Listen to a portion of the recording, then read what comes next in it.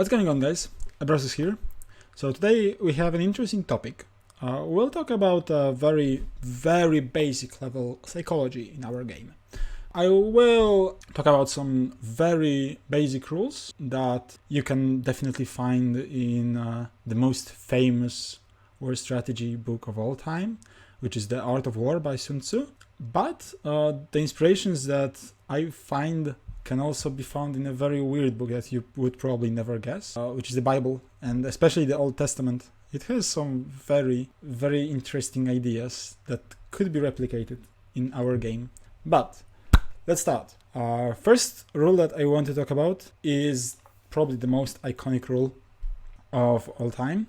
And it is that in a war you should pretend that you are weak when you are not, and you should pretend that you are strong when you are not, which is basically the most basic level deception that you can go. Okay, and everyone knows this rule. Everyone knows those words, but how can you really use them in our game? How can you apply them to the ninth phase? Okay, so first of all, one of the examples is what I used to do a lot, and what I still tend to do, although people are a bit more aware of that now, I guess. So I used to ask a lot of questions about my opponent's army, especially in the beginning of my playing. I used to read army books a lot. I used to try to understand the tactics a lot. I went through the forums a lot. I tried to be prepared, and that was the time when I knew most of the weird rules, connotations, and all that. But nevertheless, I still asked my opponent a lot about their army. I asked them about the specific rules, about the specific statistics. I basically pretended to be ignorant in this case. I pretended to not understand how their army works, sometimes even purposely trying to show them that I forgot about some rules, which nowadays happens more unpurposely, but we'll be back to that. But anyway, I wanted to give my opponents some false sense of security, some false information that they are ahead because I don't understand their army. And I think that this is a big psychological advantage that you can build from the start. First of all, you also start looking friendly, you joke around and all that, but your opponent has the feeling that he has the upper hand from the very beginning, because, well, in this game, knowing the matchup is really important. Understanding how the combats will go and all that is really important. So if you boost your opponent's confidence, then it might be really useful for you. And contrary, okay, nowadays I definitely read much less of the rules, and since the rules tend to change a lot, I have times when I get caught off guard by some rules. But because I'm a bit more known than I was when I started, some people will just assume that I was not that stupid to forget about something, right? So now I'm using the opposite way. If I haven't played this matchup, if I don't necessarily know the full potential of the opponent's army, I would pretend otherwise. I would be confident. I would not ask any questions. I would try to show them my tiny bits of knowledge about the army that are pretty obscure for most people, and that I could pretend that way that I really understand what's going on, which is not always the case. The same happens with, okay, so this is the basic level, like, okay, you pretend to have some knowledge or something, but this also works for more concrete examples, because this first one was just trying to mess with your opponent's head. But the other example is, you can try to give your opponent charges that seem dubious, to say it lightly. So, like, you can give the 8 no swift strike charge with the unit that will obliterate your unit. Obviously, maybe not the most important charges in the game, but some side charges here or there. Things that won't change the outcome of the battle, but could give you some small advantages if your opponent doesn't try to abuse it. And if your opponent really believes that you know what you are doing, then they will not take those. Then they will sometimes, okay, they can calculate everything, right? But they might think that they are forgetting about something, that you know about something that they don't. In the end, they will never be sure whether the charge that they are doing is really good, or whether you really have some backup plan. Like, okay, because always you can just give up one of your units to have them to have then one of their units completely trapped somewhere, right? Or to have one of their more important units just out of the battle for a very long time. You force them to do something that they should do, and then they are not doing it. They are not taking the charge. They are not attempting something. They are not attempting some cast. It's really bizarre, but when you can pull something like this off, then especially when you are playing against someone that is conservative in their gameplay, and you know that he's conservative, then it's much easier to pull that shit, because they will try to be safe and sound and all that. But yeah, and this leads us to the second thought that I want to give you, is that you should really be unpredictable. Being unpredictable is extremely important in those kind of battles that we are having. And first of all, one of the most important skills, in my opinion, in recognizing the great player is if he can play defensively with aggressive army, and if he can play aggressively with a defensive army. Okay, why is that? Everybody can play aggressive army aggressive, better or worse, but more or less this is pretty simple. The same if you have a very defensive army, like for example dwarves with lots of shooting. It's not that hard to just position yourself in the corner and then just start shooting and hope that magic will happen, right? But playing the army in a play style that it doesn't look like it's going to do is something that is definitely higher level. Many of your opponents, okay, this is what basically was my mind during one of my best tourneys in my career, which was ETC 2017, when I played an Infernal Dwarves that looked pretty defensive, a lot of war machines, core was only flintlocks, and then basically the only combat I had was the Kadims and like a tiny unit of Immortals. And everyone was trying to rush me, everyone was trying to just get to me and kill me, and because this is the defensive army, so you have to rush it. And everyone was really surprised when I just came after them. When I just moved forward, I started charging them, my flintlock started charging, some weird shit was going on the battlefield, because I had a different mindset. I was not going to play my army defensively, because that's what everyone will expect, to play a shooting army defensively just to get yourself more in terms of shooting. But especially in the 9th age, activity is valued above all. Spatial advantage is not only useful for scenarios, but is also useful to keeping you safe, so that you can always flee, you can always do all this nice stuff. On the other hand, the ability to play aggressive army defensively is equally as important. You will more often than not play the aggressive army with like lots of monsters, lots of single target units, and you will play against an opponent with like double cannons. That's how life's going to be, especially on the team, maybe less on the team tournaments, but on the single tournaments, 100%. And yeah, what you will do more often than not, you will just go for it. Like, the cannons will miss, everything will go my way, I will just try to go and murder him. And you will get smacked, because you just play your army as you normally would do. And then you have situations, even on the single tournaments, where what you should do is just hang back, defend, stay in the corner, try to get the scenario, just totally ignore your opponent. Is it really working? Okay, I can give you 2 examples off the top of my head. At the WTC 2017, we had a game where Marcin, our Beastheads player, was playing against some double cannon list. I think French double cannons, but I'm not 100% sure. And what he did, he had the double Gorgons with the double chariot. He had no shooting, no aggressive magic, nothing. What he did is he just hung back. He healed his units every time they got damaged. He hit them behind heals, and the opponent just didn't have enough at all offensive pressure.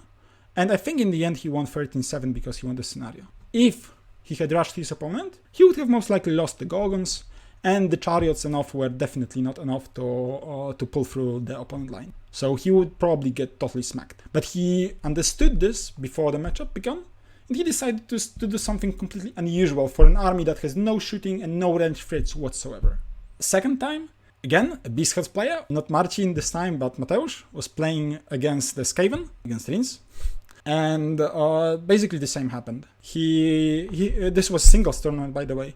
He hung back, he didn't lose many points, even though the rats can pressure a bit more.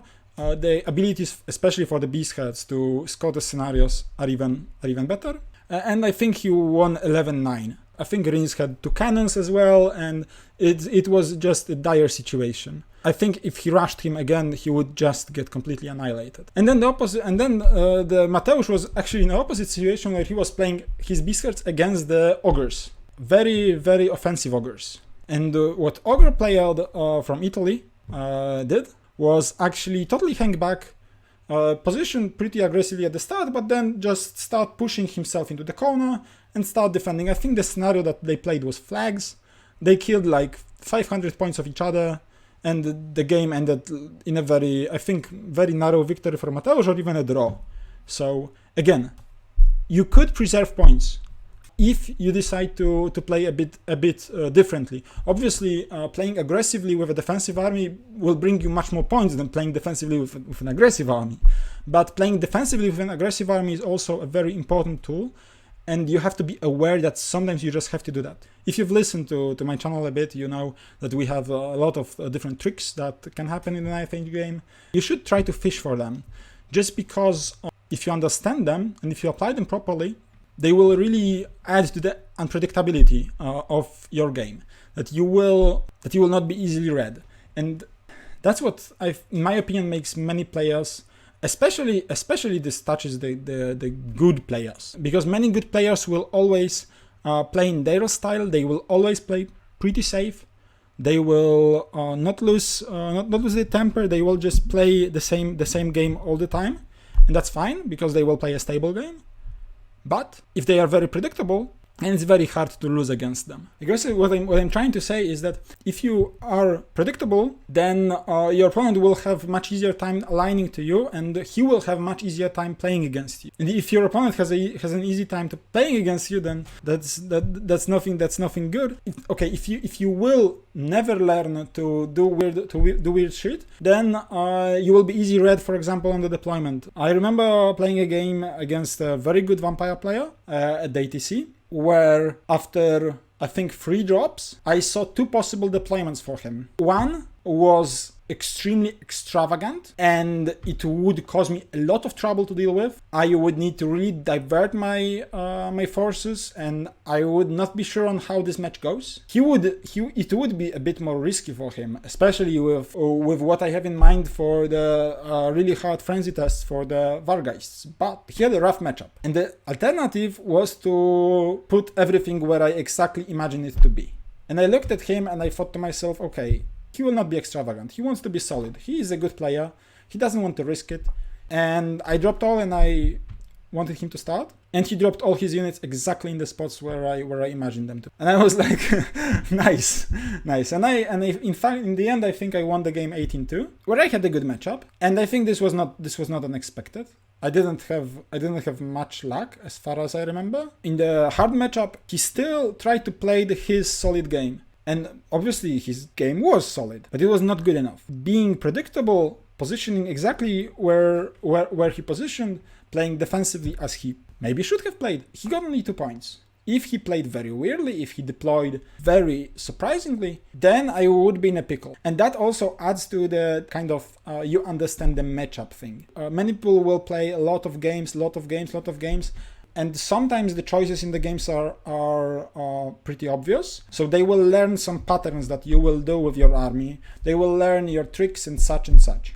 If you try to make some unpredictable choices, then they will be lost. They will be forced to play the same game again. This is what often happens maybe not often, but happens in chess. With such vast databases nowadays, there are so many games that before the very serious game against a serious opponent, you can study what games he played recently, what type of games that he liked to play, and such. But then your opponent can do the same to you.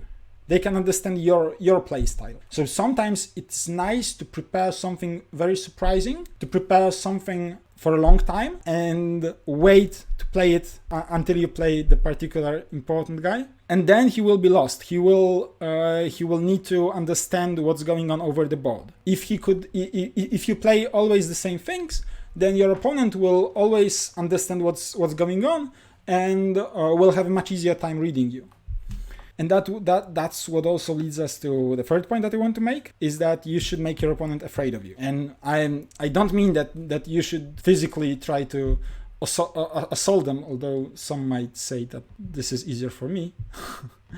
But I mean, you should try to show them that you aren't afraid to take those crazy decisions, like crazy long charge on the flank on 11 or something. Try to dispel the 8 with 2 dice, which is actually not that stupid in many situations, but things that will force your opponent to rethink his approach. You basically try to force him to be even more defensive, even more passive in the game. And as I've already said, the activity in this game is crucial. So if you force your opponent to be passive, if you force your opponent to be afraid, then you are already the winner in most games. Okay, and the last point, very quick one. For most of you, this will be absolutely natural, so I don't have to even talk to you about it. But be nice to your opponents. If he forgets to shoot something, allow him to do that. If he forgets to move something, allow him to do that. Most of it. But what I'm basically hinting at is, okay, first of all, the most important argument, this is just a game. We are playing for at least I'm playing, for a tactical challenge and for the opportunity to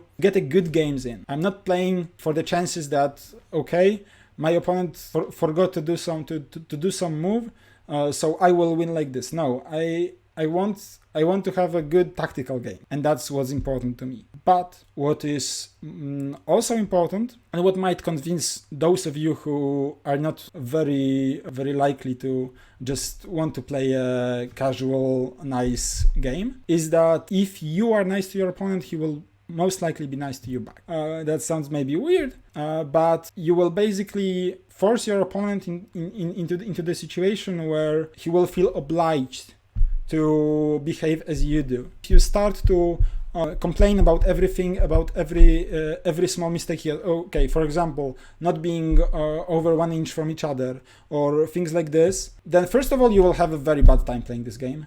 And second of all, your opponent will do the same to you. You will have to be very cautious at all times. If you allow your opponent to do things, then you can outmaneuver him based on the tactical aspect of the game. Which leads us to a very unfortunate conclusion that if you think that your opponent is much better tactically than you, then you should be a total asshole. And you should never allow him to backtrack, always measure everything perfectly. Yeah, that's a very unfortunate conclusion. Maybe it's better for you to always feel like you are better. Because then you will not feel the need to go to such terrible methods, I'd say. Either way, I hope you guys enjoyed it. I hope you learned some, I think, interesting examples of how to include the most basic psychological rules to our game. And I hope they will help you be a better player. See you in the next one. Cheers.